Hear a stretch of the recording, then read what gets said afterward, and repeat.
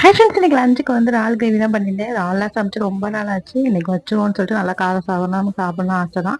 நண்டு வந்து நல்லா காரசாரமாக வச்சுட்டேன். சரி தம்பி இது சாப்பிட மாட்டான்னு சொல்லிட்டு கொஞ்சம் காரம் கம்மியாக தான் வச்சுருந்தேன். ஆனால் நல்லா இருந்துச்சு. ஒரு வாட்டி ஒரு மசாலா ரெடி பண்ணி அரைச்சி ஊற்றி வச்சுருந்தேன். அந்த டேஸ்ட் சூப்பராக இருந்துச்சு. ஹோட்டலில் செய்கிற மாதிரி கொஞ்சம் ஸ்வீட்னஸ் இருந்துச்சு.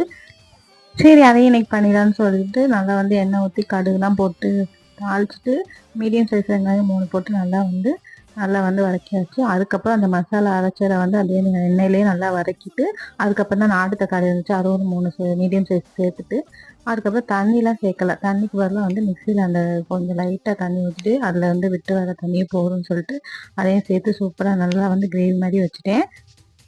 மசாலா பார்த்திங்கன்னா மஞ்சள், அப்புறம் வந்து மிளகாத்தூள், நம்ம ஹோம்மேட் மசாலா, அப்புறம் வந்து மல்லித்தூள் தான் சேர்த்துருந்தேன். நம்ம ஹோம்மேட் மசாலா ரொம்ப காரமாக இருக்கும், அதனால் 1 ஸ்பூன் மட்டும் சேர்த்தேன். தம்பி சாப்பிட்றதுனால செம்மையாக இருந்துச்சு. அவன் சாப்பாடு விட்டு நானும் சாப்பிட்டு முடிச்சிட்டேன்.